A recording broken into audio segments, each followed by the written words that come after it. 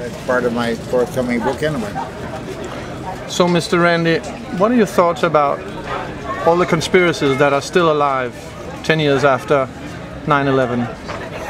Well, I'll tell you a bit of a secret, but the son of a very, very famous astronomer, who I will not name, a good friend of mine, both the astronomer and his son, has now become a conspiracy nut. He believes that everything is a conspiracy. The Gulf of Mexico oil spill, obviously communists or Masons are something, but it can't be an accident. There are no accidents. If a meteor would fall on New York City, he would say, aha, I wonder how they did that, but it's obviously a conspiracy. There are so many people who have this illusion that there must be a human agency behind everything that happens. I find that hard to believe.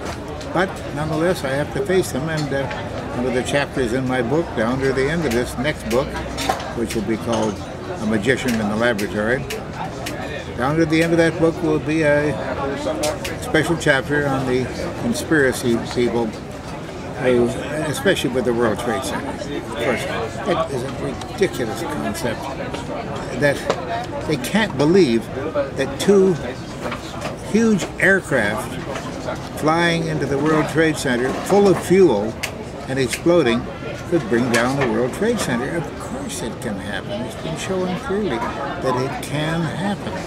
And they're trying to work out all kinds of possibilities of how George Bush managed to bring down the World Trade Center. As if he went around with a hacksaw or something at the base of it, making sure no one was looking, of course.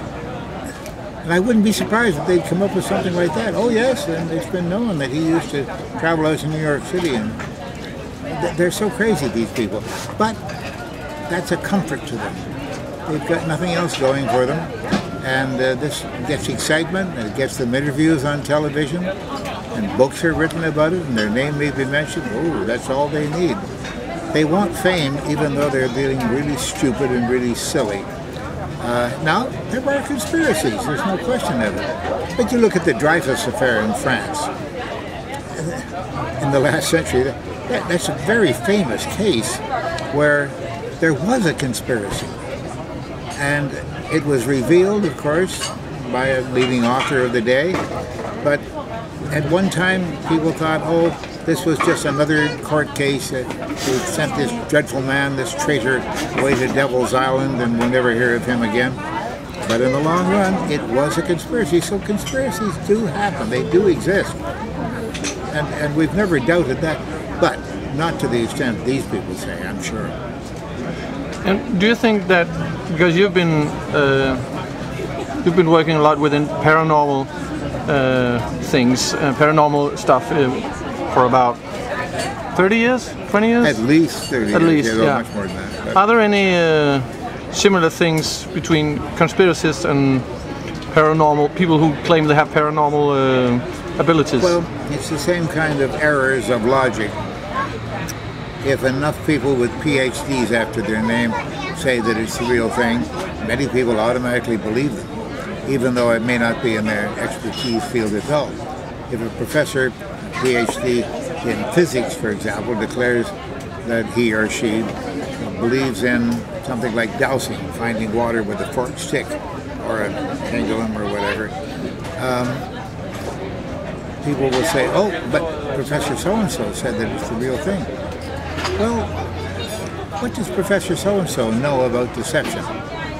Now, as a magician, I know about deception. I know two things with great certainty: how people are fooled, and more importantly, how they fool themselves. And that is my expertise, almost entirely my field of expertise. But do these scientists come to the magicians to say, I wonder if this could have been done by trickery? No.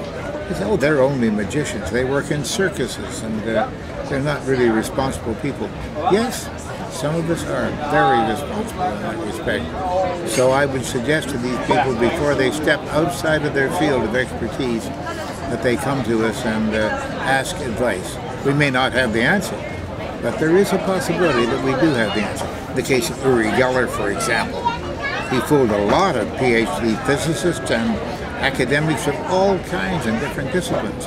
Fooled them completely and had them writing books endorsing them. John Taylor at King's College in London wrote a book fully endorsing the Geller effect.